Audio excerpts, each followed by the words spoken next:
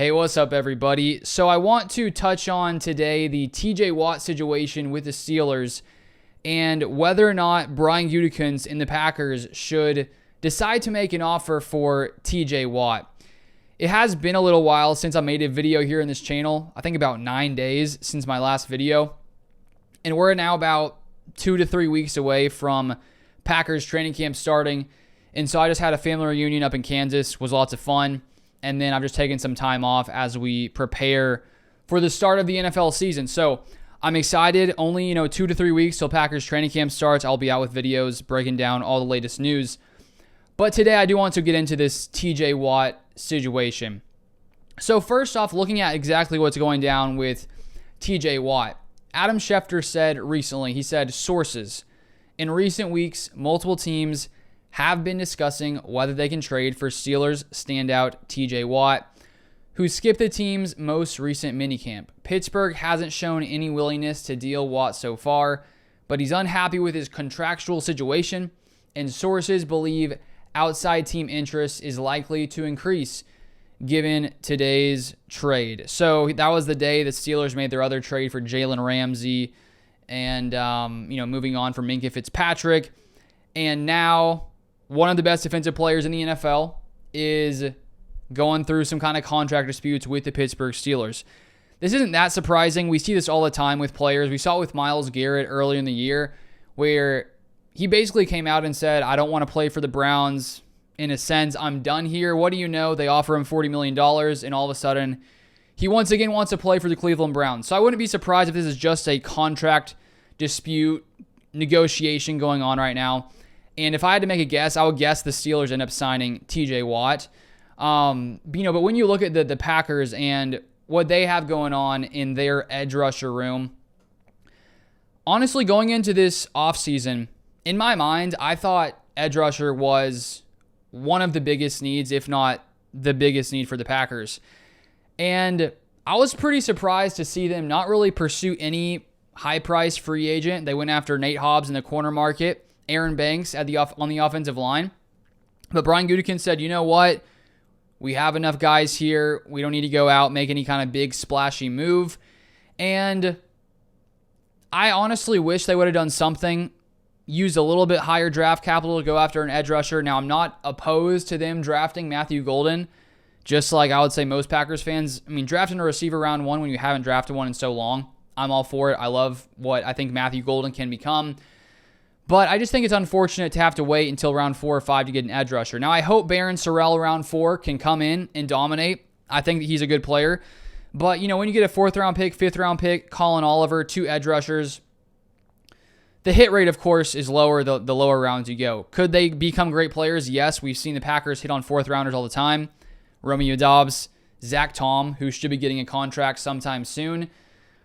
But my main overall point is the Packers did not really invest heavily in the defensive line outside of drafting some players later in the draft. I thought they'd sign a big-time free agent, maybe not even, a top-of-the-line guy like a Max Crosby who ended up signing with the Raiders, but maybe someone who you paid $10+ million to come in and really solidify that edge rusher room, because last year it was definitely a weakness. Packers were 20th in pressure percentage in the NFL. They were 8th in sacks. A lot of those did come in 2 games against some pretty weak offensive lines. And when we look at Rashawn Gary, I think he's a great player. I just do not think he's in that TJ Watt, Myles Garrett type range. He's never had a 10-sack season at this point in his career.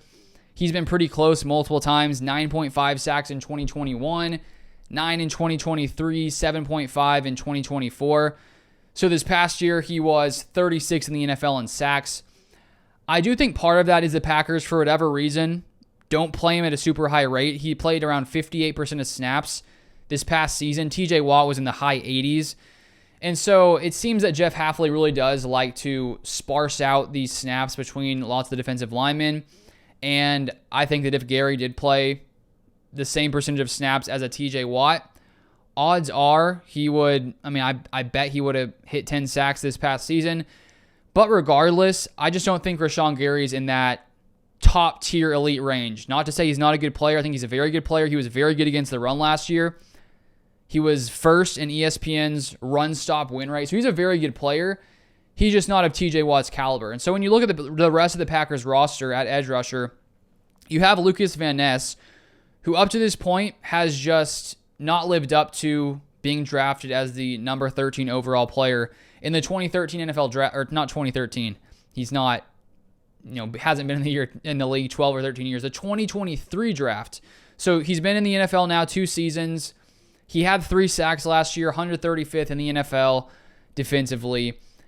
I do wonder how much his hand injury affected him, because he did wear a cast for a thumb injury until week 10 or 11, and I assume that impacted him in some way. And so there's always that hope, okay, maybe year 3, Lucas Van Ness can come in and take that year 2 to 3 jump. I hope so. The reality is we haven't seen him perform at a high level yet. We have not seen him perform as you would expect from a 13th overall pick, because I think when the Packers drafted him in 2023, 13th overall, the Packers don't often get to pick that high. And so far, he hasn't really lived up to those almost top 10 draft pick expectations. Not to say he can't get there. I think he has a lot of great, qualities. We'll just have to see if he can put it together in year 3, and I hope that's the case. Then you have JJ Enagbare, 4.5 sacks last year. Brenton Cox, I think, started to play some really good football late last year, 4 sacks last year. And so all in all, I think it's a average pass rushing unit. And so when you look at TJ Watt, he is the opposite of average. He has been one of the most consistent pass rushers in the NFL. 4 All-Pros. He's just been a dominant player for a very long time. And there's no question in my mind. I think there's no question in anyone's mind, unless you're crazy, honestly, that TJ Watt would make this Packers defense much, much better. The question becomes clearly, do the Steelers actually want to trade him? What would be the price for TJ Watt? I think every player at some point has a price. If some team offered the Steelers 10 first-round picks, clearly they're going to accept that offer. No one's going to do that, but just, to bring up that point, there is some amount of draft capital that I do think the Steelers would offer. Now, would it be a reasonable offer that another team would offer? If I had to guess, I would say no. And so, of course, for a trade situation, you'd have to have the Steelers actually want to move on from TJ Watt. And so that's really the question here. Is this just a normal contract negotiation, or is there a chance that things go south and the Packers can come in and make some kind of offer? First off, for the Steelers' perspective, I think they would be absolutely crazy to make the decision to move on from TJ Watt when you just bring Aaron Rodgers in. The Steelers are going all in this season. I think you see it from the move to sign Aaron Rodgers. They still have a lot of veteran-type players on this team. And so I think that's why they bring in a guy like Rodgers, because they recognize that they don't want to, waste all the talent they have here. Sure, they could have maybe started their rebuild, if you want to call it that, and go after a young quarterback. They did draft, a 6th-rounder, but they didn't really use draft capital to really go after a 1st-round pick, a 2nd-round pick. There was talk before the draft that maybe they decided to go after someone like Shedeur Sanders. That did not happen. And so they're going all in this season. So to trade TJ Watt, they would have to get a trade offer that would absolutely just surprise them. I think that's the only way they trade TJ Watt. Because imagine you're Aaron Rodgers, you sign with the Steelers, you're coming in, hoping that with this seemingly being his last year, he said it recently, that, you expect the best player on their team to be on the roster in TJ Watt. So if news came out tomorrow, some team, Packers, another team trade for TJ Watt, I assume Aaron Rodgers would be on the phone talking to Mike Tomlin saying, what the heck are you guys doing? I thought we were all in. And so that's why I think the odds of TJ Watt actually getting moved are insanely low. They would have to get a crazy offer, but I still like to think through these possible scenarios. And so thinking still from the Packers' perspective, if you're Brian Gutekunst, do you want to make some kind of big splash move? So far, it hasn't seemed that that's the case. I thought maybe Max Crosby, maybe the Packers could go after him, maybe Myles Garrett, maybe the Packers could find a way to get him over to Green Bay. I think we just, have to recognize at this point, which I think I see this as typically the most likely scenario. The Packers are not typically going to make any big, crazy splash moves in the trade market. The big splash moves they have made in the past couple seasons, or not even past couple seasons, but past 5 or so years, trading away Devontae for multiple top draft capital, first and second rounder, trading away Aaron Rodgers, getting draft capital. The Packers love to draft and develop. They don't necessarily love to give away multiple first-round picks to bring in players. And so that's where the Packers are always, they've been very competitive for a long time. Thank goodness Jordan Love is a very quality quarterback to where they are still competitive. We could be in a situation right now if Jordan Love had not been a solid player where the Packers could be, sitting at 4-13 like some of these other teams around the NFL. It's just nice to not have to live in that situation as a Packers fan. And with me, I was born in 1997, so I've been blessed with seeing the Packers be very, very good for a very long time. And I know when Jordan Love was coming in, there were some commenters saying, you better hope that Jordan Love is good because we don't want to go back to, how it was in the 70s and 80s. And I didn't have to experience that. Maybe some of you guys did. And so basically, as Packers fans, we were very blessed with the quality of football the Packers have here. And a lot of it is because they don't make rash decisions and trade 3 first-round picks for a player. Is there a time and a place for that? I think there is at some point. And I guess the question is, when would that be? And I think if you're Brian Gutekunst, you have to think long and hard about making a kind of move like that. And if TJ Watt was 27, 26, I wouldn't be opposed to sending 2 first-round picks for TJ Watt. I think that would be very reasonable considering the level of play he's played at. But now I think he's about to turn 31 years old in the next few months, if not later this year. And so if you trade for him, you're trading for a player who's already past 30. You're trading for a player who seemingly wants to become one of the highest paid players in the NFL. And so you're having to give a ton. And so it's a very somewhat short-term move. Now, maybe TJ Watt plays this level till he's 35, 36. I don't think so because his production did dip a little bit last year. Not crazy, but with about 70 more snaps last season, he had 29 less pressures and 8 less sacks than the year prior. Is he declining? Is this going to happen this year? I don't know. I also know Alex Highsmith, a edge rusher on the Steelers, has a higher pass rush win percentage than TJ Watt each of the past 2 seasons. No doubt he is benefiting from TJ Watt taking up double teams, getting chipped all the time. I think that if TJ Watt was not focused on because of how dominant he is, his numbers would be even crazier. But we've seen time and time again the level of consistency and production that TJ Watt has put up. But at this point in his career, I just don't think it's maybe worth trading 2 first-round picks for him. If you told me tomorrow, hey, the Steelers will be willing to take 1 first-round pick for TJ Watt, I would do that one in a heartbeat. First-round pick, I think he's totally worth that just because of where this Packers team would go, in my mind. I think in the majority of people's minds, if you yourself got the post notification tomorrow, Packers trade for TJ Watt, immediately I think the Packers, their odds probably skyrocket when it comes to Super Bowl. Just getting that level of player on this roster would take this team to a whole nother stratosphere because you look last year, being a top 10 scoring defense, and that's with the 20th ranked unit when it comes to pressure percentage. Adding TJ Watt would free up Rashawn Gary a whole lot more because, outside of Rashawn last year, Brenton Cox played pretty good. But the Packers don't really have, top-tier edge rushers. I would say Rashawn Gary is in that range, not the top of the top. But, clearly, bringing TJ Watt in would change everything for the Packers.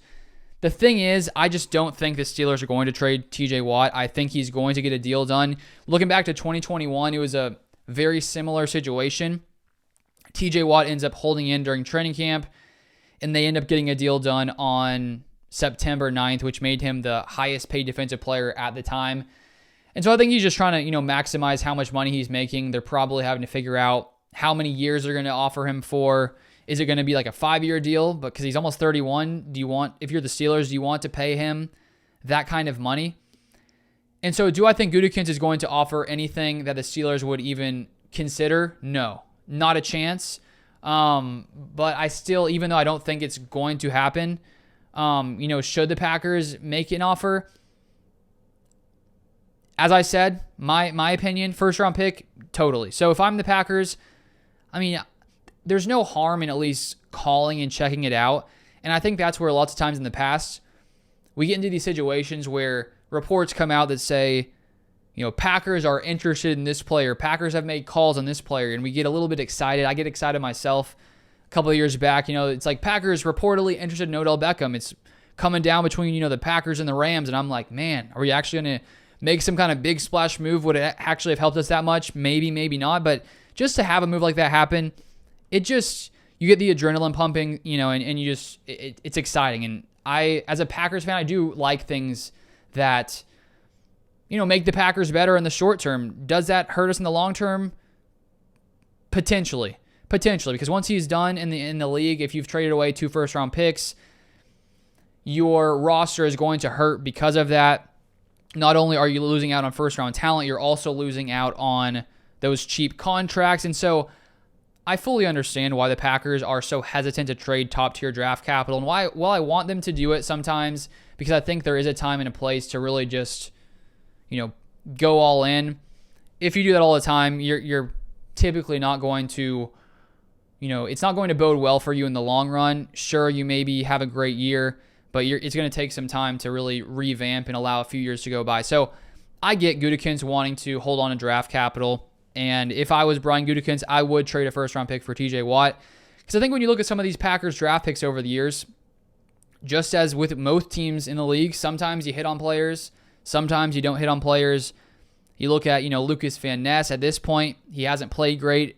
You look at Eric Stokes, who ended up moving on. I mean, there are obviously lots of guys who get drafted round 1 that don't pan out.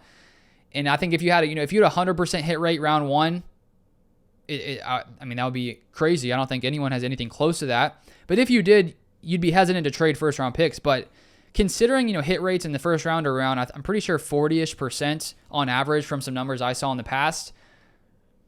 Considering there's almost a coin flip, 50% chance close to that you're going to miss on the guy. Maybe not fully miss, but not signing to a second contract. Occasionally, why not throw a first round pick at someone who is capable? So my limit would be first round pick. I would be fine with that for TJ Watt. Would the Packers call to offer that? I doubt it. But as Adam Schefter did say, multiple teams have been discussing whether they can trade for Steelers standout TJ Watt. So when it comes to these kind of situations, I want to be, rational and logical and say, odds are nothing happens for the Packers. Odds are TJ Watt stays with the Pittsburgh Steelers. Odds are, nothing goes down. But, there are trades occasionally that come out of absolutely nowhere. You never see coming. GMs and coaches will say things, and 2 weeks later, something will change. So even though it sounds like the Steelers don't want to trade him, I saw a report from Tom Pelissero as well that said that basically, doesn't seem like they have any plans of trading him, but you never know when things could break down. So that's why I like to do this kind of thought experiment to see what would it be worth. I'd be curious to hear your guys' thoughts. What do you think TJ Watt should, like, if you're Brian Gutekunst and you want to trade for TJ Watt, what would you be willing to offer? Because I was looking up to see what other people were projecting for what he would be worth, considering there have been some talks here with this contract situation. I saw some people say a second-round pick, and I just think that's too low for a guy that is still one of the best defensive players in the NFL. I think it's trading for TJ Watt, just the production you're going to get is one of the just surest bets you could make at this point in his career. And as I said, yes, his production dipped a little bit last year, but it's not like he's going to come in and he's going to have, be the 50th best edge rusher. Even if he has a down year, he's still going to put up, close to 10 sacks. And so it's just a pretty, it's a decision where if you make the trade, you just have a confidence that he is going to come in and be very productive. And so I think that anyone you ask, if the Packers got TJ Watt, are they better? Yes, no question. But of course, it comes down to the draft capital. So we'll keep an eye on this, sort of see if anything else goes down here for the Packers. And just looking at this Packers roster, they did a lot of good things this offseason when it came to upgrading at different positions. In my mind, I thought it would have made more sense to upgrade the defensive line as opposed to the offensive line. Am I upset they added Aaron Banks? No. Because I think you can never go wrong protecting your quarterback, especially a guy you're paying $55 million per year.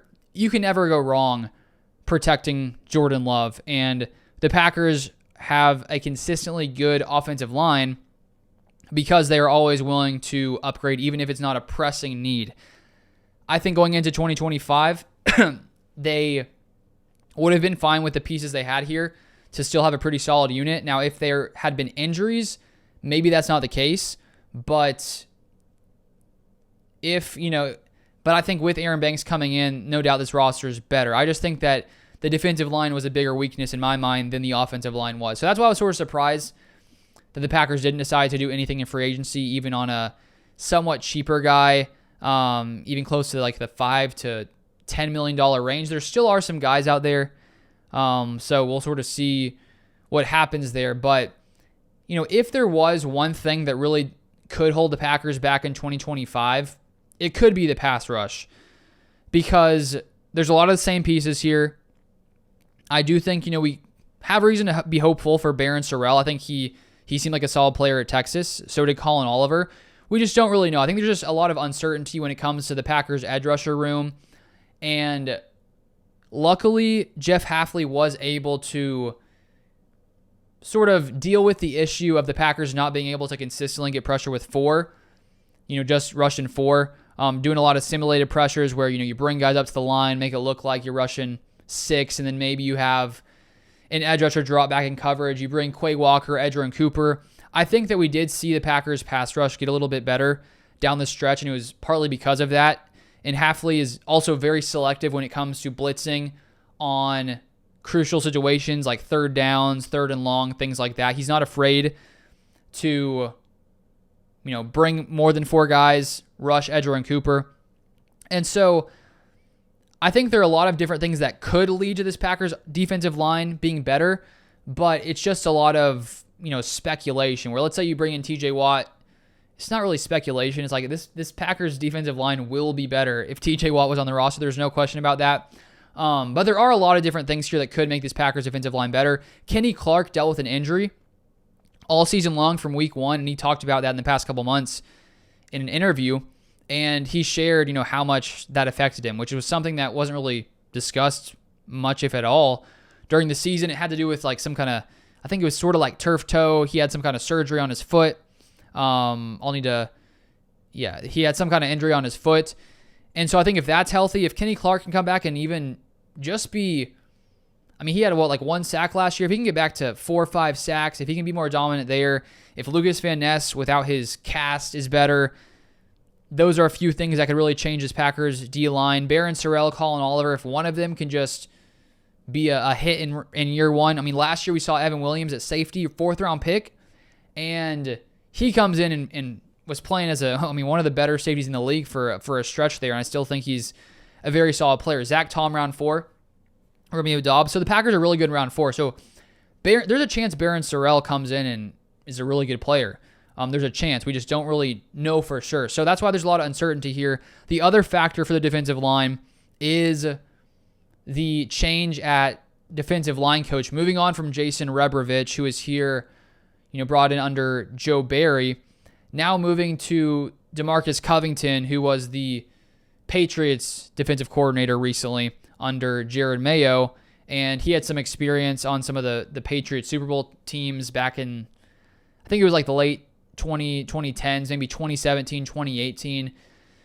And so it sounds like, clearly, if the Packers decide to move on from Rebrovich, they thought something was lacking there. So maybe DeMarcus Covington comes in and his coaching is able to take Lucas Van Ness to the next level. Maybe his coaching can, take Devonte Wyatt to even another level, which I think Wyatt, he's a beast. He should be great this year. There's a lot of potential here. That's just the one question. Will this all come together? Will this all work out in the end?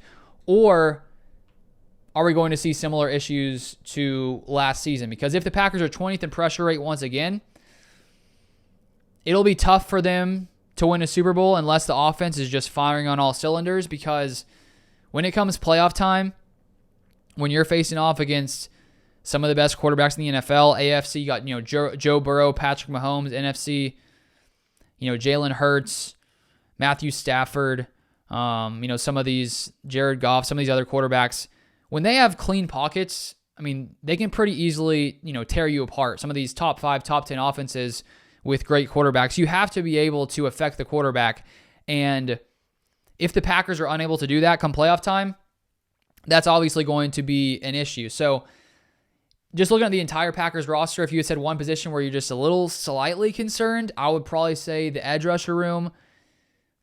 There is a lot of reason for hope. So we'll sort of see what happens there. We'll see how this edge rusher room develops, because if Lucas Van Ness could take a step, if he started playing at the quality of what you expect from a 13th overall pick from the 2023 NFL draft, then that will really change everything for this Packers defense if you start getting him producing at even Rashawn Gary's level.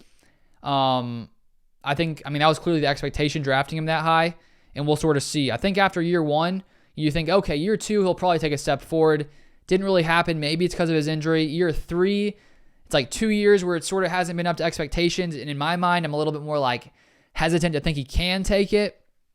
But at the same time, you never know when it really clicks for guys. And I think I've heard, people talk about the defensive line where sometimes that could be a position where it just takes a lot of time to really understand how to operate in the NFL and how to really, get to the place where you're playing your top tier level football. So we'll keep an eye on that, sort of see what happens there. But I will be out soon with more Packers content. Thank you guys for watching as always. If you haven't subscribed, feel free to subscribe. Training camp is right around the corner, and I'll be out with tons of content then. But thank you guys for watching. Hope you guys have a great weekend, and I'll see you guys next time.